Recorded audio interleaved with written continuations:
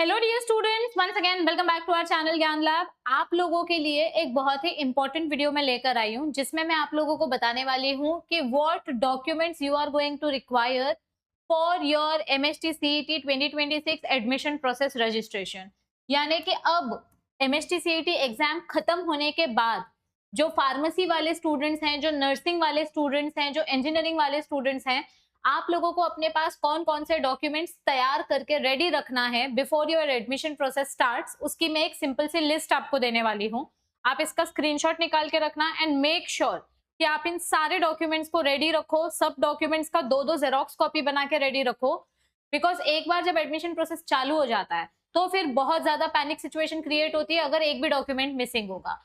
So please make sure कि इस video को आप एंड तक देखें और ये पूरी की पूरी वीडियो आप अपने सारे के फ्रेंड्स के साथ शेयर करो जो इंजीनियरिंग और फार्मेसी एस्पिरेंट्स हैं, ताकि उनको भी पता चले कि कौन से डॉक्यूमेंट्स बनाना इसेंशियल है। अब देखो, यहाँ पर सबसे पहले जो इंपॉर्टेंट डॉक्यूमेंट्स हैं हमने उसको ग्रीन कलर से टिक किया है, ठीक है।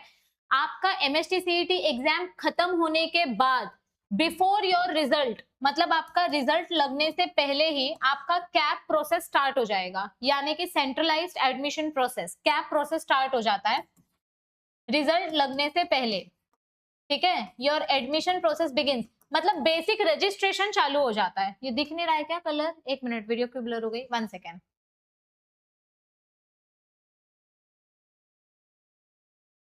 1 मिनट। हाँ, तो यहाँ पर before your result your admission registration starts, आपका रजिस्ट्रेशन प्रोसेस स्टार्ट हो जाता है। और पीसीबी वालों का एग्जाम पहले हो चुका है तो पीसीबी वालों का रजिस्ट्रेशन प्रोसेस जल्दी स्टार्ट होगा, ठीक है। तो रजिस्ट्रेशन प्रोसेस को ही हम कैप प्रोसेस बोलते हैं, ओके। तो यहाँ पर आप रजिस्ट्रेशन वगैरह करोगे, आपको वहां पर कुछ डॉक्यूमेंट्स अपलोड करने बोलेंगे और फिर रिजल्ट भी आ जाता है तो बाकी का भी आगे का काम चालू हो जाता है। अब देखो यहाँ पर आपको क्या क्या चीजें लगेंगी। सबसे पहली बात तो जब आप रजिस्ट्रेशन फॉर्म भरोगे, उसी को हम कैप प्रोसेस बोलते हैं, तो उसका आपको अलॉटमेंट लेटर लगेगा जब आप एडमिशन के लिए जाओगे। तो ये पहली चीज है जो अभी आपके पास नहीं है, ये रजिस्ट्रेशन के बाद आएगी, अभी आपके पास ये नहीं है। You will get this after your registration, ठीक है। ओके, फिर नेक्स्ट चीज जो आपके पास है, 10th स्टैंडर्ड की मार्कशीट और 10th स्टैंडर्ड की पासिंग सर्टिफिकेट। ढूंढो कहां पर आपने रखी है, निकालो बाहर, ढूंढो, अच्छे से चेक करो है कि नहीं है, कि गुम हो गई, कि चूहा खा गया। तो ये आपके पास अभी रेडी है, इसको निकाल के रखो। आपका फाइनल, अगर आपने डिप्लोमा किया है तो डिप्लोमा वालों का सब मार्कशीट्स लगता है, ठीक है। अभी आपका एचएससी का मार्कशीट और एचएससी का पासिंग सर्टिफिकेट आपको आपके कॉलेज से मिल गया होगा, तो ये दोनों चीजें भी आपके पास रेडी हैं। This you have ready, this you have ready, this you have and this you have. जहां पर मैं आर लिख रही हूँ मतलब ये चीजें आपके पास ऑलरेडी हैं, तो ये सारी चीजें आपको निकाल के रखनी है। अगर कोई डिप्लोमा वाला स्टूडेंट है तो उसको उसका डिप्लोमा का पासिंग सर्टिफिकेट लगेगा या प्रोविजनल पासिंग सर्टिफिकेट लगेगा, ठीक है। यहाँ पर आपको आपका लिविंग सर्टिफिकेट भी मिल गया होगा आपके कॉलेज से जब आप अपना 12th स्टैंडर्ड का मार्कशीट या पासिंग सर्टिफिकेट लेने गए थे, तो ये भी आपके पास रेडी होना चाहिए। अगर कोई डिप्लोमा से आ रहा है या कोई फर्स्ट ईयर इंजीनियरिंग करने के बाद सेकंड ईयर इंजीनियरिंग में कॉलेज चेंज कर रहा है तो उसको माइग्रेशन सर्टिफिकेट की जरूरत पड़ती है, जो आपके लिए रिक्वायर्ड नहीं है। तो ये सारे डॉक्यूमेंट्स ओपन कैटेगरी के कैंडिडेट्स के लिए कंपलसरी है। ये डोमिसाइल सर्टिफिकेट जो है, this is also compulsory for open category students. अब डोमिसाइल सर्टिफिकेट और नेशनैलिटी सर्टिफिकेट, ये दोनों सर्टिफिकेट्स बहुत इंपॉर्टेंट है, क्योंकि इसके बिना आपको आपके स्टेट में एडमिशन मिलेगा ही नहीं। अगर आप महाराष्ट्र में रहते हो और अगर आपने महाराष्ट्र का एंट्रेंस एग्जाम दिया है एमएसटी सीईटी और आपको महाराष्ट्र के कॉलेज में ही एडमिशन चाहिए, तो आपके पास महाराष्ट्र का डोमिसाइल सर्टिफिकेट होना कंपलसरी है। डोमिसाइल मतलब क्या होता है, आप उस पर्टिकुलर स्टेट के नागरिक हो, ये उस सर्टिफिकेट में लिखा रहता है। अगर आपके पास डोमिसाइल सर्टिफिकेट नहीं होगा तो आप उस पर्टिकुलर स्टेट के कैंडिडेट नहीं माने जाओगे और आपको आउटसाइड कैंडिडेट कंसिडर किया जाएगा और ऑटोमेटिकली आपके लिए सीट कम हो जाएगी, क्योंकि आउटसाइड कैंडिडेट के लिए कोटा बहुत कम होता है। तो इसीलिए जिस जिस बच्चे के पास डोमिसाइल सर्टिफिकेट नहीं है, प्लीज अपने लोकल वकील के पास जाओ, आपके आसपास में जो भी लॉयर होंगे, या फिर डायरेक्ट आप ओल्ड कस्टम्स ऑफिस से, जो गवर्नमेंट ऑफिस है, या ऑनलाइन आप डोमिसाइल सर्टिफिकेट के लिए अप्लाई कर सकते हो। जिनके पास बहुत पुराना डोमिसाइल सर्टिफिकेट है उनको अपडेट करना पड़ेगा, क्योंकि डोमिसाइल सर्टिफिकेट में अब बारकोड दिया जाता है। हमारे टाइम पे नॉर्मल डोमिसाइल सर्टिफिकेट आता था, अब आप लोगों को एक बारकोड दिया जाता है, तो जिसके पास पुराना सर्टिफिकेट है उनको अपडेट करके नया बनाना पड़ेगा। जिन्होंने डोमिसाइल सर्टिफिकेट के बारे में सुना ही नहीं है, तो आप लोग सर्च करो गूगल पे व्हाट इज डोमिसाइल सर्टिफिकेट और कैसे उसके लिए अप्लाई करते हैं। या तो सीधा साइबर कैफे में जाओ या तो अपने लोकल लॉयर के पास जाओ। कम से कम 45 डेज लगता है डोमिसाइल सर्टिफिकेट बन के आने में, लेकिन थोड़ा सा फास्ट प्रोसेस होगा, आपकी लक अच्छी होगी तो 15 दिन में भी वो सर्टिफिकेट बन के आ जाता है। ठीक है, तो ये बहुत इंपॉर्टेंट है, ये दोनों डॉक्यूमेंट्स बहुत इंपॉर्टेंट है। नेशनैलिटी सर्टिफिकेट, आपका जो लिविंग सर्टिफिकेट होता है ना LC, उसमें लिखा होना चाहिए कि आप इंडियन हो। कहीं तो लिखा होना चाहिए, या तो आपके बर्थ सर्टिफिकेट पे लिखा होना चाहिए या तो आपके LC पे लिखा होना चाहिए कि आप इंडिया में पैदा हुए हो या आप इंडिया के रेसिडेंट हो, तो ही आपको इंडियन कैंडिडेट कंसिडर किया जाएगा। ठीक है, तो ये सर्टिफिकेट बहुत इंपॉर्टेंट है। या अगर समझो नेशनैलिटी सर्टिफिकेट आपके LC पे भी नहीं लिखा है, आपके बर्थ सर्टिफिकेट पे भी नहीं लिखा है, आपके डोमिसाइल पे भी नहीं लिखा है, तो फिर आप अपने लोकल तहसीलदार या तालुका ऑफिसर से भी ये लेटर लिखवा सकते हो। ओके, अगर आपने गैप लिया है तो गैप क्यों लिया, एजुकेशन रीजन से लिया, फाइनेंशियल रीजन से लिया, हेल्थ रीजन से लिया, प्रिपरेशन रीजन से लिया, उसका आपको एक एफिडेविट बनवाना पड़ेगा। क्योंकि बहुत सारे ऐसे बच्चे हैं जिन्होंने CET भी रिपीट किया है, CET के लिए भी उन्होंने 1 साल का गैप लिया था। तो आप नॉर्मल लॉयर के पास जाओ और उनको बोलो अंकल मेरा 12th हुआ है, मतलब सर मेरा 12th हुआ है, मैंने अभी एक एंट्रेंस एग्जाम दिया है, अब मुझे इंजीनियरिंग या फार्मेसी के लिए अप्लाई करना है, तो मुझे गैप सर्टिफिकेट चाहिए क्योंकि मैंने 1 साल का गैप लिया था। गैप क्यों लिया था उनको बताओ और उस हिसाब से वो आपको 150-200 रुपए का एफिडेविट बनता है, वो बना के दे देंगे। तो गैप सर्टिफिकेट होना चाहिए, चाहे कुछ भी रीजन हो। अगर आपके 12th के बाद आपने 1 साल का गैप लिया है, 2 साल का गैप लिया है, कितना भी गैप लिया है, तो आपके पास वो सर्टिफिकेट होना चाहिए। और आपके पास पासपोर्ट साइज फोटोग्राफ्स बहुत सारी होनी चाहिए, कम से कम 16 फोटोज आप निकाल के रखो, तो ये भी बहुत इंपॉर्टेंट है। Now these documents are important for open category student. अगर कोई कैटेगरी में बिलोंग करता है, कौन सी कैटेगरी, जैसे कि अगर मैं बात करूं OBC की, ठीक है, VJNT की, SBC की, SCBC की, अगर कोई इस कैटेगरी को बिलोंग करता है तो आपको ये सारे डॉक्यूमेंट्स तो लगेंगे ही, मतलब all open category documents plus open category documents plus you will need your caste certificate plus validity certificate plus non creamy layer। अगर कोई कैटेगरी को बिलोंग करता है तो आपको ये 3 एक्स्ट्रा चीजें लगने वाली है। कास्ट सर्टिफिकेट, कास्ट की वैलिडिटी सर्टिफिकेट अलग होती है, उसके लिए भी आपको 3 महीने पहले से अप्लाई करना पड़ता है। आप अभी से अप्लाई कर दोगे तो भी 45-60 डेज में आ जाएगा। और नॉन क्रीमी लेयर सर्टिफिकेट, अगर कोई बच्चा ऐसा पूछेगा कि मैम मैं महाराष्ट्र में रहता हूँ, मेरे मम्मी पापा भी महाराष्ट्र में रहते हैं, मेरे पास महाराष्ट्र का डोमिसाइल सर्टिफिकेट है, लेकिन मेरे पास गांव का कास्ट सर्टिफिकेट है, मैं यूपी से आया हूं, मैं तमिलनाडु से हूं, मैं कहीं और से हूं और मेरे पास गुजरात का OBC सर्टिफिकेट है, तो वो महाराष्ट्र में नहीं चलेगा। अगर आप महाराष्ट्र की डोमिसाइल देकर एडमिशन ले रहे हो तो आपको महाराष्ट्र का ही कास्ट सर्टिफिकेट वैलिड माना जाएगा, अदरवाइज आप ओपन कैटेगरी में चले जाओगे। ऐसा नहीं कि आपका एडमिशन कैंसिल हो जाएगा, आपकी कैटेगरी बदल जाएगी, आप सीधा ओपन कैटेगरी में फिर चले जाओगे और फिर ओपन कैटेगरी के कट ऑफ के हिसाब से आपको आपकी सीट मिलेगी। तो अगर कोई बच्चा महाराष्ट्र के कॉलेज में एडमिशन ले रहा है तो उसके पास महाराष्ट्र का दिया हुआ कास्ट सर्टिफिकेट या जो भी डॉक्यूमेंट है वो होना चाहिए। अगर कोई बच्चा SC या ST कैटेगरी को बिलोंग करता है तो आपके पास ये सारे डॉक्यूमेंट्स होने चाहिए, प्लस आपके पास कास्ट सर्टिफिकेट और वैलिडिटी सर्टिफिकेट होनी चाहिए।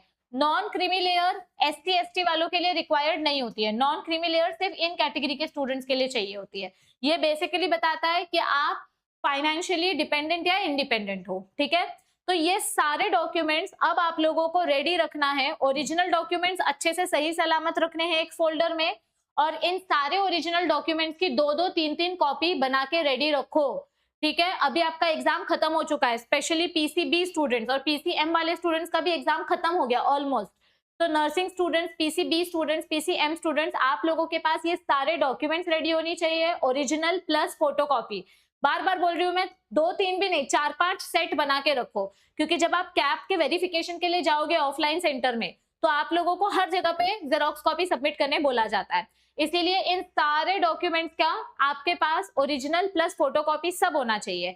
और अगर समझो एग्जाम के टाइम पे आपने अपना आधार कार्ड अपडेट नहीं किया था, आपके नाम में स्पेलिंग मिस्टेक थी या फिर डेट ऑफ बर्थ गलत था या फिर जेंडर गलत था या एड्रेस गलत था या फोटो सही नहीं थी, तो अब आपके पास टाइम है, अपना अपना आधार कार्ड आप लोग अपडेट करो, क्योंकि अपडेटेड आधार कार्ड ही आपके वेरिफिकेशन प्रोसेस में मांगा जाएगा। तो ये पूरा प्रोसेस, ये सारे डॉक्यूमेंट्स आप सभी के पास होने चाहिए जो बच्चे इंजीनियरिंग, फार्मेसी, नर्सिंग या किसी भी कॉम्पिटिटिव एग्जाम को देकर एंट्रेंस लेवल क्रैक करके एडमिशन प्रोसेस में पार्टिसिपेट करना चाहते हैं। अगर इसमें से एक भी डॉक्यूमेंट गायब हुआ तो आप लोगों को बहुत ज्यादा भारी पड़ जाएगा। स्पेशली मैं बार बार बोल रही हूँ, डोमिसाइल सर्टिफिकेट और कास्ट वैलिडिटी सर्टिफिकेट, ये दोनों सर्टिफिकेट बहुत इंपॉर्टेंट है। डोमिसाइल सर्टिफिकेट सबके पास होना चाहिए जो महाराष्ट्र का स्टूडेंट है। अगर आप 18 साल के नहीं हो, आप 16-17 साल के हो, तो आपके पेरेंट्स का पहले डोमिसाइल सर्टिफिकेट बनाना पड़ेगा, उसके बाद आपका डोमिसाइल सर्टिफिकेट बनेगा। अगर किसी इंसान का यहाँ पर महाराष्ट्र में घर नहीं है, वो रेंट पे रहता है, तो फिर आप लोगों के लिए और थोड़ा सा लंबा प्रोसीजर हो जाता है। फिर आपके घर का एग्रीमेंट, लाइट बिल, ऐसे थोड़ा लंबा प्रोसीजर खींच जाता है। इसीलिए प्लीज अपने घर वालों से पूछो अपने पास डोमिसाइल सर्टिफिकेट है कि नहीं है। अगर मम्मी पापा का डोमिसाइल सर्टिफिकेट नहीं है तो अपना डोमिसाइल सर्टिफिकेट बनाने डालो। जो बच्चे ये हल्के में लेंगे, बाद में वही बच्चे रोने वाले हैं। सो मेक श्योर कि डोमिसाइल सर्टिफिकेट और कास्ट वैलिडिटी सर्टिफिकेट होनी चाहिए। कास्ट सर्टिफिकेट जो बच्चे कास्ट कैटेगरी में बिलोंग करते हैं, और मैं बार बार बोल रही हूँ, अगर आप किसी कास्ट की कैटेगरी को बिलोंग करते हो तो आपके पास महाराष्ट्र का कास्ट सर्टिफिकेट होना चाहिए। आप यूपीएमपी का कास्ट सर्टिफिकेट लाके महाराष्ट्र में एडमिशन नहीं ले सकते, ठीक है।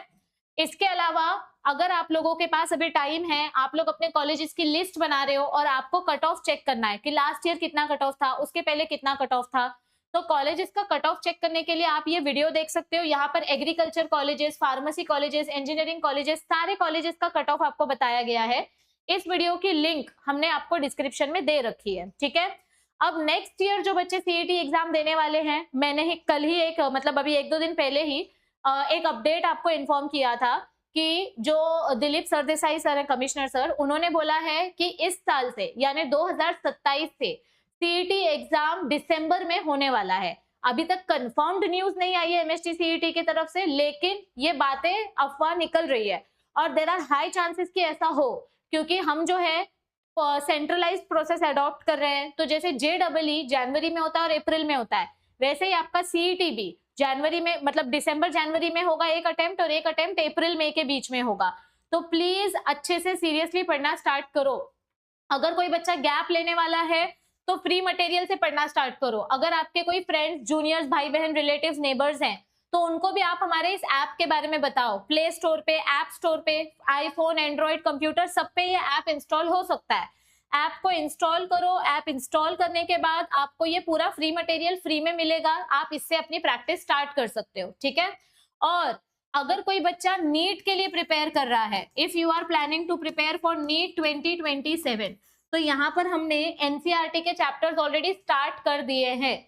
ऐसे चैप्टर्स जो महाराष्ट्र बोर्ड और एनसीईआरटी में कॉमन है, 60% बायोलॉजी का सिलेबस सेम है, तो जो चैप्टर्स महाराष्ट्र बोर्ड के बच्चे और एनसीईआरटी के बच्चों के बीच में कॉमन चैप्टर्स है, वो चैप्टर्स मैं यहाँ पर आपको पढ़ा रही हूँ। ऑलरेडी चैप्टर स्टार्ट हो चुके हैं, हमने प्लेलिस्ट आपको दे रखी है, तो आप लोग इस चैनल को सब्सक्राइब करके अपने नीट 2027 की प्रिपरेशन भी स्टार्ट कर सकते हो।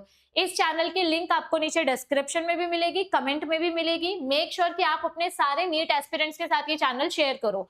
अभी री नीट एग्जाम होने वाला है, तो मैं रोज बच्चों को नीट के एमसीक्यूज प्रॅक्टिस करवा रही हूँ। महाराष्ट्र बोर्डच्या मुलांना वेगळीच एक भीती भरलेली असते की आपल्याकडून नीट क्रॅक नाही होणार, असं नाहीये।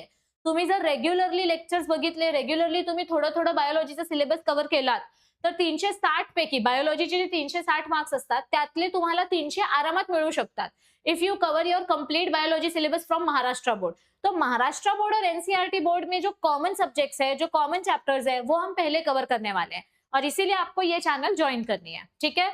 और आप हमारा ऐप इस स्कैनर को स्कैन करके भी इंस्टॉल कर सकते हो। आपके सीईटी की जर्नी में हमसे अगर आपको कुछ हेल्प मिली है तो आप अपना फीडबैक भी हमें इस स्कैनर के नीचे दे सकते हो, मतलब प्ले स्टोर पे जाके आप ऐप के नीचे अपना फीडबैक दे सकते हो।